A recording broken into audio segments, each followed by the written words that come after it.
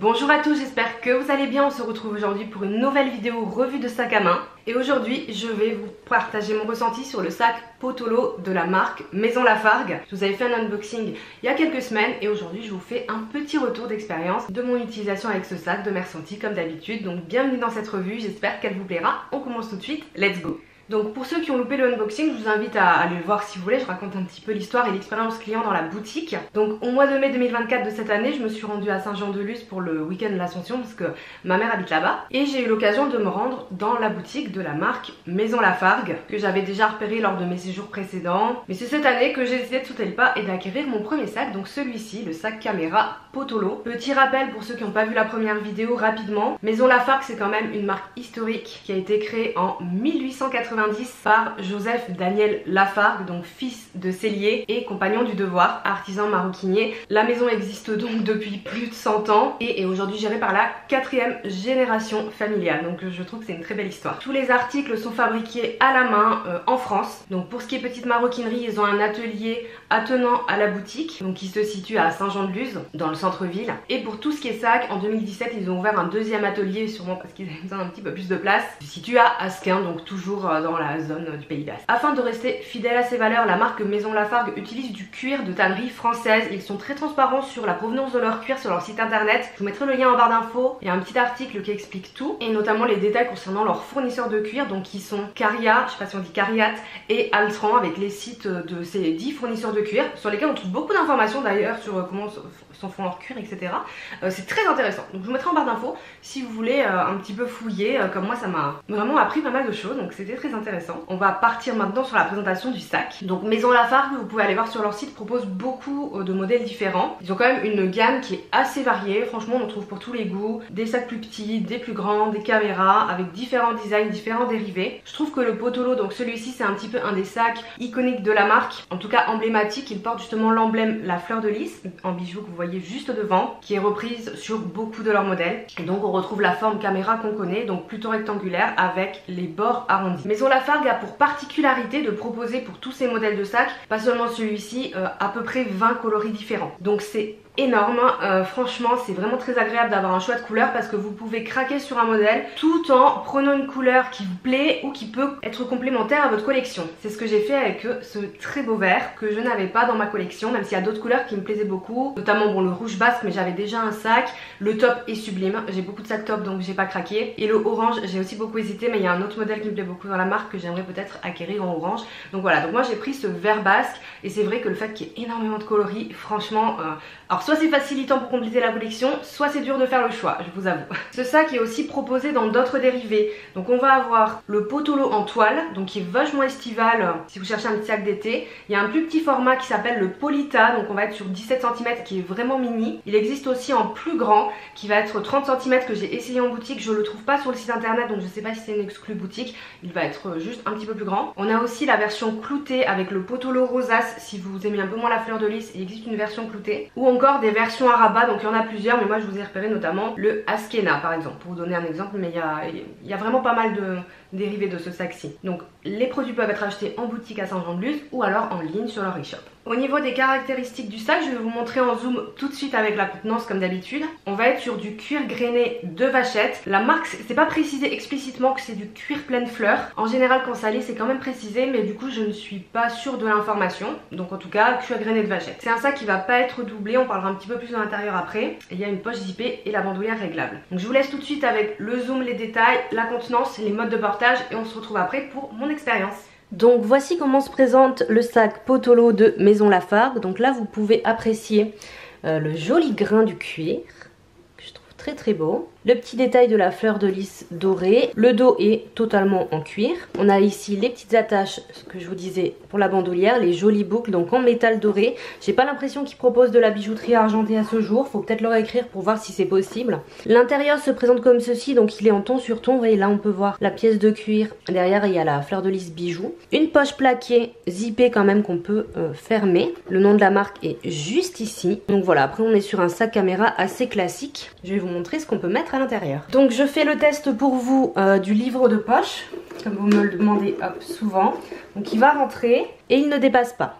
Vous voyez, il faut juste le mettre un petit peu en biais. Idem pour une liseuse qui va par conséquent, pareil, bien rentrer, vous voyez, ça dépasse pas du tout. Pour ma part, ce que moi je prends avec moi tous les jours, donc je vais avoir ma bouteille d'eau plate que j'ai achetée sur Amazon, c'est le modèle A7 parce qu'on me le demande souvent donc je vous le montre. Donc vous voyez, elle rentre pareil, ça dépasse pas. Je vais mettre mon porte-monnaie de chez Saint Laurent qui rentre très bien parce qu'il est tout petit. Mon téléphone qui est un iPhone 15 Pro classique, c'est pas un Max. Mes clés dans la pochette clé Louis Vuitton.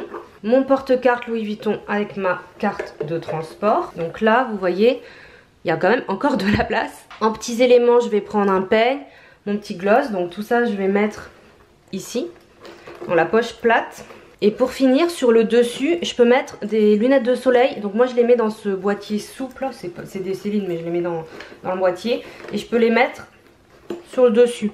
Donc c'est quand même, de toute façon les boîtiers de lunettes de soleil ça prend quand même de la place. Donc ça peut être un peu juste. Sinon si je les mets sur moi, je les sors de la boîte. En général je les ai quand même sur la tête, mais si je veux les rentrer, voilà, je les pose délicatement sur le dessus. Je fais quand même attention à pas les abîmer. Et sinon je peux rajouter une pince à cheveux, notamment quand il fait chaud. Et vous voyez, il y a encore de la place. En fait on peut vraiment exploiter le dessus, l'aspect haut. Donc c'est très pratique. Je suis très contente de ce sac. On peut le fermer. Et voilà, impeccable. Je vous laisse avec les modes de portage. Donc les modes de portage pour le sac Potolo, ça va être assez simple. Soit on peut le porter à l'épaule, donc comme ceci en long, hein, forcément, porter épaule long. Ou alors mon portage préféré, et je pense que c'est ce qu'on plébiscite le plus avec ce forme de sac, c'est en crossbody. Donc voilà ce que ça va donner. Sachant que la anse du coup est réglable, comme je vous l'ai montré sur le côté des deux côtés, là j'ai mis les deux au minimum. Donc du coup ça sera le portage le plus court qu'on peut avoir. Moi je fais 1,65 m pour référence. J'ai pas de chaussures là donc c'est ma vraie taille. Donc soit si vous êtes plus petite, il faudra prévoir des trous supplémentaires. Vous pouvez peut-être demander si vous êtes à la boutique, à l'atelier si c'est possible. Et si c'est plus grand, vous aurez 2 trous de réglage de chaque côté supplémentaires. Donc là voilà ce que ça donne sur ma taille, 1,65 m. Il arrive au niveau de la hanche pile poil. Donc pour moi la taille est impeccable. Et vous voyez il est quand même assez petit sur la silhouette, donc que ce soit de jour comme pour sortir, ça fait pas choquant. Et j'adore ce vert là sur une petite robe noire super simple.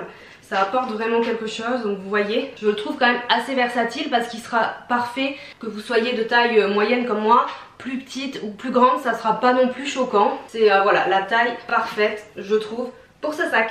Donc maintenant que vous avez pu avoir un petit aperçu un peu plus précis de ce sac, ce qu'on peut mettre dedans, comment ça rend sur la silhouette, je vais vous parler un petit peu de mes observations suite au test de ce sac. Les sacs caméra sont quand même une des formes de sacs que je trouve les plus pratiques pour le quotidien. Depuis que j'ai acheté le Look Caméra de Saint Laurent, je suis un peu...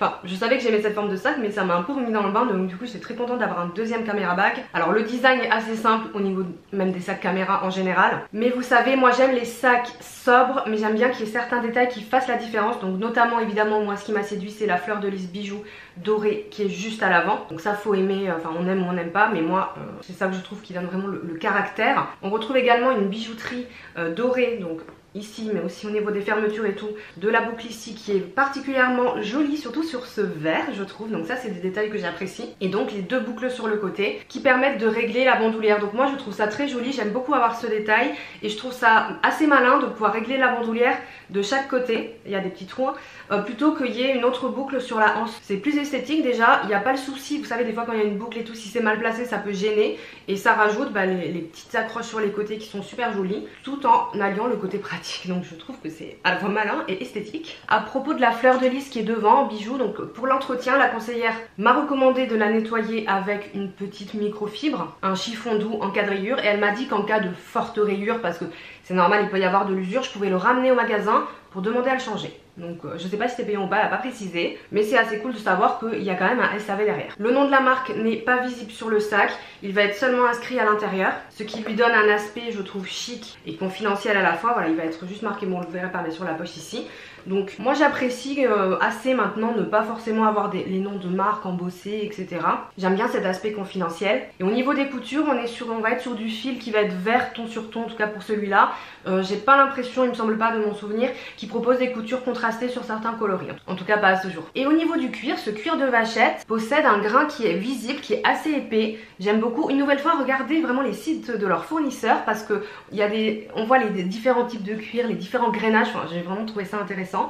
Donc on est sur un plutôt gros grain, ce qui moi me séduit, que ce soit visuellement ou au toucher, parce que j'adore le cuir grainé. Et le fait qu'il y ait des gros grains comme ça le rend quand même résistant, donc il est de bonne qualité tout en restant ultra léger. C'est un poids plume, donc c'est vraiment un plaisir, même si on le charge à fond, il va pas du tout être lourd. Et l'intérieur, donc je vous disais, c'est pas doublé tissu, ça va plus être un cuir suède, ton sur ton. Et après on a la poche ici, on a quand même la poche en fait qui va être dedans, elle est en cuir lisse. Voilà, qui est aussi très beau, mais vous connaissez mon amour pour le cuir grainé une nouvelle fois. Au niveau contenance et utilisation, donc je vous ai montré la contenance. Le Potolo qui est un sac caméra a l'avantage de cette forme de sac, c'est-à-dire que ça va être une forme même s'il est petit, parce que c'est quand même un petit sac, vous avez vu sur moi, il fait pas gros sac. Le fait que ce soit une forme caméra, donc on peut utiliser absolument toute la contenance, que ce soit en largeur, il y a quand même une belle épaisseur, je vous dis toujours que c'est très important pour la contenance, et même en hauteur, en fait on peut y loger beaucoup de choses, et moi en tout cas largement mes essentiels. Et une nouvelle fois, il reste quand même facile à transporter. S'il vous faut prendre un peu plus de choses avec vous, je vous conseille de partir sur le format 30 cm qui est un petit peu plus grand.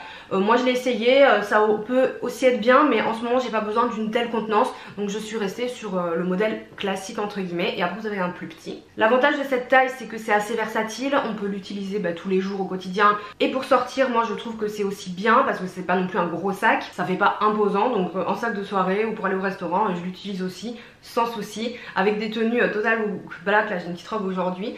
Le fait de l'avoir pris vert, ça ajoute une petite touche aussi, donc je trouve ça assez sympa. Donc moi je l'utilise tous les jours en semaine, avec mon cabas Goyard pour prendre mon ordi en complément, mais ça toujours parce que de toute façon quand il faut prendre un ordinateur, à moins de prendre un cabas, si vous voulez utiliser des petits sacs, vous faites un complément. J'ai vraiment l'habitude maintenant de fonctionner comme ça, donc ça me gêne pas du tout, d'autant plus que je répète, il est hyper léger, il apporte quand même une touche un peu stylée à ma tenue, aussi du fait de la couleur, forcément quand on est sur des couleurs un peu plus originales, ça apporte un vrai plus à une tenue, pour autant sans faire too much. Au niveau du rapport qualité-prix, c'est aussi un des avantages je trouve de ce sac, c'est son prix. Il est vendu au prix de 200 €, ce que je trouve qui est un prix très correct pour un sac premium aujourd'hui, parce que bon je vais pas me répéter, je le dis souvent dans mes vidéos, mais les prix ont vraiment augmenté, et même sur les sacs premium. Là pour un caméra bag comme ça de ce format, fabriqué en France avec du cuir français, vous avez une vraie traçabilité, et aussi le côté maison familiale, etc.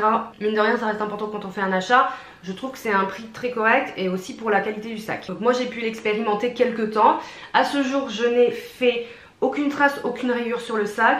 Les coins ne sont pas abîmés, même si ils sont un peu patinés. Enfin quand je dis un peu patinés, c'est à dire que le cuir est un peu moins grainé au niveau des coins, mais il était déjà à l'achat en fait, c'est normal par rapport au reste du sac. Mais je n'ai eu aucun accroc pour l'instant, pas de soucis. Des tranches, des teintures de tranches qui commencent à s'effriter, pareil pour les fils, et je l'ai vraiment porté intensément. Bon pour le test, comme toujours quand je suis en test de sac, c'est vraiment, ça devient le sac que je porte quasi quotidiennement, mais ça n'a pas du tout été une corvée, parce que une nouvelle fois il est pratique, il est léger, je l'ai vraiment adoré. Donc moi je trouve que le positionnement prix est bon, ça permet de se faire plaisir avec un sac qui est quand même à largement moins de 300 €, à 200 €, avec un design qui moi me convient et qui me plaît, que je trouve sobre et joli à la fois. Donc voilà ce que je pouvais vous dire sur ce sac. Je le trouve charmant, c'est vraiment le mot qui le définit le mieux quand je pense à ce sac, ou voilà, je trouve que c'est un petit sac qui est charmant, qui est pratique à la fois. Je vais vous faire un petit récapitulatif des points positifs et des points d'attention comme toujours. Donc on reprend au niveau des points positifs, en tout cas selon mon analyse. Le design qui est à la fois minimaliste avec des touches d'originalité comme je vous l'ai dit, mais sans faire too much. Une nouvelle fois le choix des coloris et des tailles, et même des dérivés, comme je vous dis il y en a avec des rabats et tout, vous avez quand même 3 tailles, donc franchement on peut trouver son bonheur. Parce que là on est sur 22 cm, il y a quelques années je vous aurais dit il n'y a pas moyen pour moi d'avoir des sacs à moins de 25 cm, c'est trop petit. Maintenant c'est plus le cas, mais le fait qu'ils proposent une version plus grande une nouvelle fois de 30 cm, ça peut être hyper confort si vous avez un peu plus à emporter. Une bouteille d'eau plus grande ou autre, même un petit parapluie, franchement il rentre. Le 30 je l'ai essayé, il est vraiment grand, pas trop grand sur la silhouette non plus, mais il y a beaucoup de place. Ensuite la forme caméra qui est à la fois pratique et intemporelle aussi, parce que ça c'est peut-être pas des sacs qui vont être tout le temps tendance, vous savez, dans le sens trendy, les hit bags qu'on voit etc, mais vous savez qu'ils sont passagers. pour autant c'est intemporel et finalement ça se démode pas en fait. C'est comme les cabas ou alors les sacs à rabat classiques, c'est des choses qui restent dans l'air du temps ou en tout cas classiques et très timeless. Ensuite en point positif, je me répète, la provenance des cuirs français, la fabrication française, on ne peut pas le nier. Et enfin le poids léger, là vous voyez je fatigue pas du tout. Souvent quand je fais les revues avec certains sacs, voilà, même si je les porte à vide, je suis comme ça pendant une bonne demi-heure. Et ça c'est vraiment un plaisir, surtout en été quand on porte des vêtements plus légers etc. On sent plus les poids du sac, le fait de pas avoir de veste. Là c'est parfait, surtout que la hanche est quand même assez fine, elle est plus épaisse que le Caméra de Saint-Laurent, donc elle est quand même plus confortable, mais elle reste assez fine. Au niveau des points d'attention, je vous l'ai dit, l'appellation cuir de vachette sur le site qui précise pas si c'est du pleine fleur, pour moi c'est un peu une zone floue, donc je peux pas vous donner l'information. Et après voilà, le format reste quand même petit, c'est ce que je vous disais, donc si vous avez davantage d'affaires, prenez la taille plus grande. Mais je la trouve pas sur l'e-shop. Vous pouvez peut-être leur écrire si vous voulez le 30 cm en mail ou sur Instagram. Je suis persuadée qu'il y aura moyen du coup de vous envoyer le sac de votre choix sans souci. Vous avez sur le site le nombre d'unités disponibles, donc de pièces qui sont dispo pour les acheter tout de suite. Et pour certains, il y aura un délai de fabrication qui est indiqué sur le site parce que peut-être qu'ils l'ont plus en stock.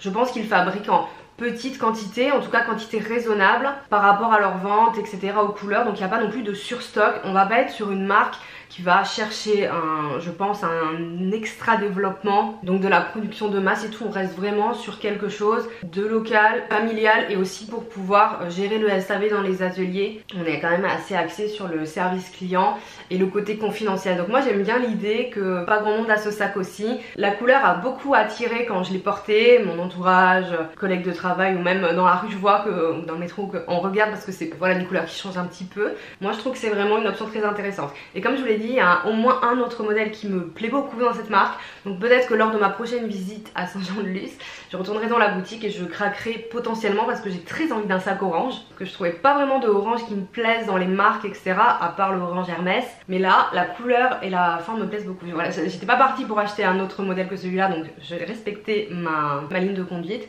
mais peut-être que je vous ferai d'autres unboxings à l'avenir. Voilà ce que je pouvais vous dire sur le sac Potolo de Maison Lafargue. Dites-moi si vous connaissez cette marque, si vous avez des sacs de cette marque, s'il vous plaît mettez en commentaire votre expérience, qu'elle soit positive ou moins positive, c'est pas grave, mais ça aidera aussi les autres personnes peut-être à se positionner. En tout cas moi ce jour je suis super satisfaite. Cette vidéo n'est pas du tout une collaboration, mais vraiment je trouve qu'on a un beau rapport qualité-prix avec une belle marque et tout, donc franchement je suis super contente de mon achat et je suis hyper enthousiaste de vous faire découvrir un peu plus cette marque là. N'hésitez pas à liker la vidéo si elle vous a plu, et si vous avez des questions je reste dispo en commentaire. Pour ma part je vous souhaite une excellente journée et je vous dis à bientôt. Ciao.